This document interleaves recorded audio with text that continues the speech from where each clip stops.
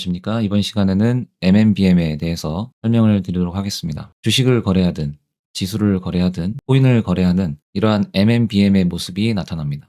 MMBM이라는 것은 마켓 메이커 바이 모델을 의미하고요. 이렇게 V자 모양으로 가격이 반전되는 이러한 모습을 MMBM이라고 이야기를 합니다. 반대편으로 이렇게 나오는 모습은 또 MMSM이라고 하고요. 이 두 가지를 합쳐서 MMXM이라고 부릅니다. 이것이 왜 중요하냐면 시장의 전체적인 구조를 이해하고 또 어느 시점에서 진입을 해야 할지 판단이 가능하게 해주기 때문입니다. 트레이딩에서는 기본적으로 큰 관점 혹은 더 높은 타임프레임에서의 방향성을 확인을 하고 이후에 더 낮은 타임프레임으로 들어가서 추세에 맞게 거래를 하는 것이 정석적인 방법이라고 할 수 있습니다. 하이어 타임프레임을 먼저 확인을 하고요. 이후에 로어 타임프레임에서 진입을 하는 것입니다. 현재는 일봉 차트이기 때문에 하이어 타임프레임이라고 이야기를 할 수가 있습니다. 여기서 가격 반전이 일어날 때 어떠한 모습이 나타나는지 좀 살펴보게 되면요. 이런 식으로 저점을 수입하는 모습이 나타났음을 볼 수가 있습니다. 그리고 왼편에 보시면 이러한 곳에 셀사이드 리퀴디티를 수입을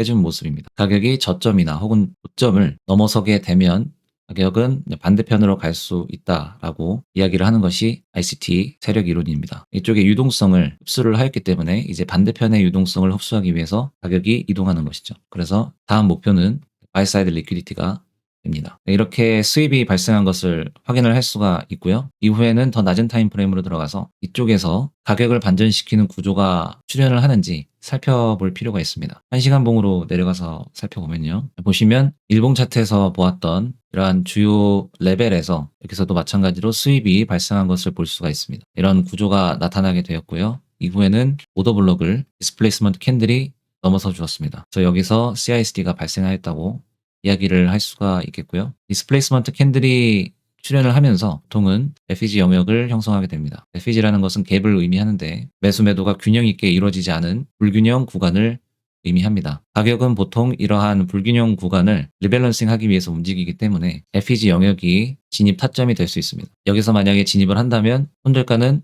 저점이나 아니면 최저점으로 잡을 수가 있습니다. 이쪽은 이미 유동성이 해소가 되었기 때문에 가격이 다시 이쪽을 넘어설 이유가 없다는 것이죠. 그래서 보통은 보수적으로 잡는다면 최저점을 손절가로 설정을 할 수가 있습니다. 이렇게 설정을 할 수가 있는 것이고요. 현재 뒤가 모두 나온 차트라서 상황 파악이 쉽지만 여기까지만 나온 차트라고 하더라도 여기서 디스플레이스먼트 캔들이 나오면서 FEG를 형성해 주었다면 이미 더 높은 타임프레임에서의 방향성을 상방으로 가정을 하였고 이후에 SMR 구조가 출현을 하였기 때문에 CSD를 일으키는 순간 FEG 영역이 좋은 타점이 될 수가 있습니다. 그래서 여기서 바로 진입을 하게 되고 이후에 익절가는 1대2로 기계적인 익절을 할 수도 있고 혹은 구조를 확인해서 더 의미 있는 곳에서 익절을 할 수가 있습니다. 4시간봉으로 살펴보게 되면요. 이때 가격이 과거에 흘러왔던 그러한 과거의 흔적을 살펴볼 수가 있는데요. 이쪽 내려온 부분을 벨사이드 커브라고 부르게 됩니다. 이쪽에서 적절한 오더블럭을 찾으면 가격이 바이사이드 커브에서 이동을 하면서 반응을 보이는지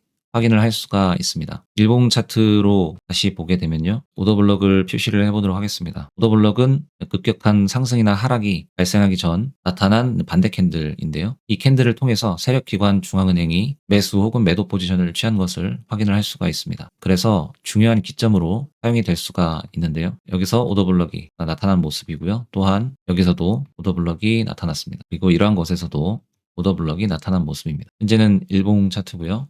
다시 1시간봉 차트로 내려가 보도록 하겠습니다. 그래서 포지션을 진입을 할 때 이러한 영역들을 주의 깊게 살펴볼 수가 있습니다. 보시면 이쪽에서 오더블럭이 발생을 하였는데 가격이 상승하면서 이쪽에서 횡보하는 움직임이 나타난 것을 볼 수가 있습니다. 이러한 주요한 기점에서 가격은 횡보를 하다가 뚫고 올라가든지 아니면 저항을 맞고 떨어지든지 두 가지 방향을 가지게 됩니다. 이때 주요한 오더블럭 영역 내에서 어떠한 상승을 예측하게 해주는 움직임이 있는지 살펴볼 수가 있습니다. 그래서 보시면 주요한 저점에서 수입이 일어난 것을 확인할 수가 있고요. 5분봉으로 내려가 보도록 하겠습니다. 5분봉으로 내려오게 되면 여기서도 의미 있는 SMR 구조가 발생한 것을 볼 수가 있습니다. 여기서도 마찬가지로 작은 수입이 나타나는 것을 볼 수가 있고요. 계속해서 저점을 낮추는 그러한 모습을 보여주고 있습니다. 이러한 모습은 계속해서 유동성을 해소를 하는 모습이기 때문에 이러한 저점은 만약에 가격이 여기까지 나왔다고 생각을 한다면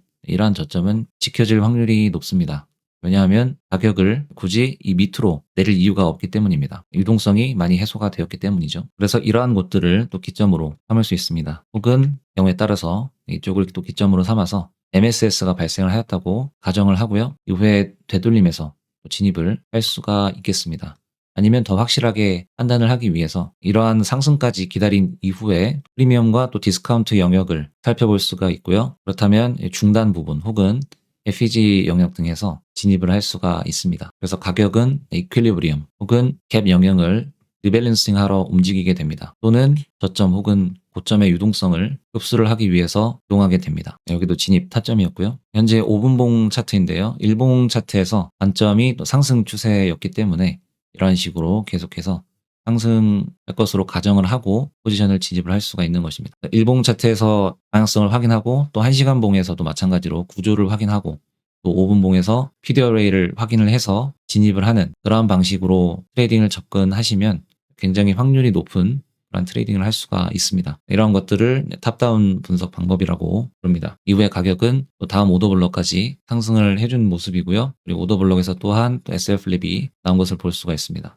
SL 플립이라는 것은 저항이 지지로 바뀌거나 지지가 저항으로 바뀌는 그러한 뒤집히는 현상을 의미를 하는데요. 여기서 삼각수렴 같은 그런 모습을 그려주고 있죠. 이후에 또 분출이 일어난 것을 볼 수가 있습니다. 일봉 차트에서 보이는 셀사이드 커브에서 그런 횡보하는 움직임이 나왔다는 것입니다. 이후에 의미 있는 고점을 뚫어주었고 그리고 지지를 하고 나서 다시 가격이 상승하였음을 볼 수가 있습니다. 그래서 이러한 부분이 주요한 레벨이었음을 살펴볼 수가 있습니다. 이러한 레벨을 확인을 하였다면 가격이 여기서 다시 되돌아올 때 또 진입 타점을 찾아볼 수가 있었을 것으로 생각이 됩니다. 보여드린 바와 같이 또 SMR 구조를 더 작은 타임프레임에서 확인을 하여야 하고요. 그리고 유동성이 있는 곳으로 가격이 이동을 해서 유동성 수입을 일으켰는지 또 확인할 필요가 있습니다. 이러한 장치들을 활용을 하시면 확률이 높게 매매를 하실 수가 있습니다. 다시 일봉 차트로 넘어왔는데요.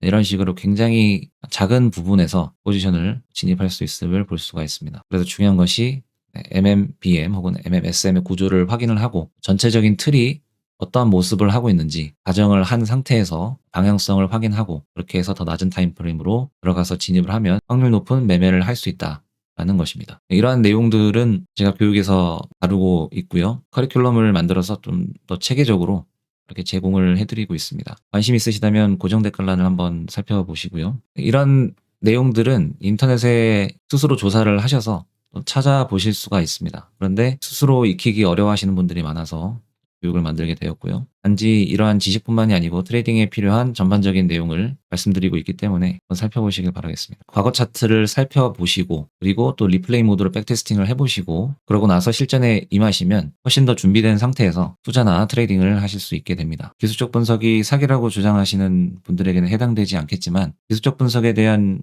효용성을 믿으신다면 그러면 과거 차트로 돌아가셔서 이러한 방식으로 분석을 해보시고 또 리플레이 모드로 뒤가 나오지 않은 상태에서 또 백테스팅을 해보는 그러한 과정이 반드시 필요합니다. 그렇게 해서 체화를 시키게 되면 실전에서 굉장한 실력 향상을 맛보게 됩니다. 그런 것들을 교육에서 가르쳐 드리는 것입니다. 제가 그동안 트레이딩을 하면서 사용했던 방식이기도 하고요. 그렇기 때문에 그것이 얼마나 유용한지 그리고 얼마나 효과가 있는지 잘 알고 있습니다. 이런 식으로 시장을 좀 전체적으로 파악하는 능력을 기르시게 되면 투자와 트레이딩이 그리 어렵지 않다고 느껴지게 되실 것이라 생각이 됩니다. 공부하는 만큼 그리고 경험하는 만큼 계속해서 실력이 향상이 되는 것이기 때문에 포기하지 않고 끝까지 해보시길 바라겠습니다.